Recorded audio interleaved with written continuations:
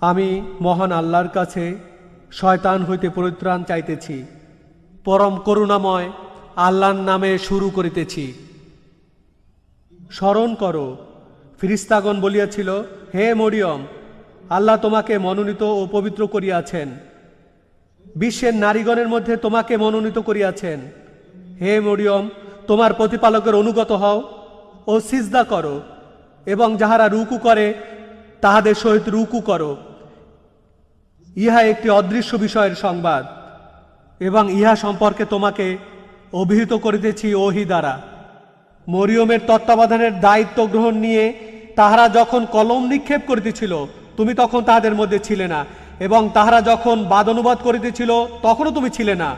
স্মরণ করো, ফিরিস্তাগণ বলিল, হে মরিয়ম, নিশ্চয়ই আল্লাহ তোমাকে তাহার পক্ষ হইতে একটি কালেমার সুসংবাদ দিতেছেন।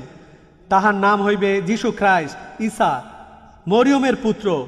সে এই দুনিয়ায় এবং আখিরাতে সম্মানিত হইবে, এক আল্লাহর সান্নিধ্য প্রাপ্তদের অন্যতম হইবে। সে দোলনায় থাকা অবস্থায় এবং পরিণত বয়সে মানুষের সহিত কথা বলিবে, এবং সে হইবে পুণ্যবানদের একজন। মরিয়ম বলল, হে আমার প্রতিপালক, আমার সন্তান হইবে কিভাবে? আমাকে কোনো পুরুষ স্পর্শ করে নাই। তিনি বললেন, এভাবেই আল্লাহ যাহা ইচ্ছা তাহাই সৃষ্টি করেন।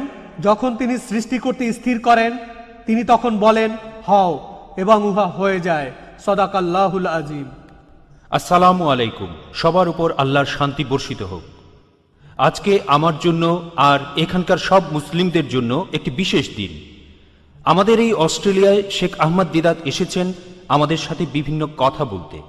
আমি আল্লাহ সুবহানাহু ওয়া তাআলাকে ধন্যবাদ আর তাঁর কাছে দোয়া করি আজকের অনুষ্ঠানটা যেন সফল হয়। শেখ আহমদ দিদাত অস্ট্রেলিয়া এসেছেন, খ্রিস্টানদের বোঝাতে এসেছেন ইসলাম ধর্ম আসলেই কি বলে। পাশাপাশি তিনি আমাদের মুসলিমদেরও দেখিয়ে দেবেন কিভাবে আমাদের দায়িত্ব পালন করব। অন্য ধর্মের মানুষদের কাছে এটা হলো ইসলামের দাওয়া। আর সবচেয়ে ইম্পর্টেন্ট ব্যাপার হলো তিনি আমাদের বোঝাতে পারেন যে মুসলিমরা তাদের ধর্ম নিয়ে গর্ব করতে পারে। আমরা একজন স্রষ্টাকেই মানি, আল্লাহ তাআলা। সকল প্রশংসা শুধুমাত্র তার জন্যই। আমি আপনাদের সবার পক্ষ থেকে শেখ আহমদ দিদাতকে ধন্যবাদ জানাচ্ছি আজকের অনুষ্ঠানে আমাদের মাঝে উপস্থিত থাকার জন্য।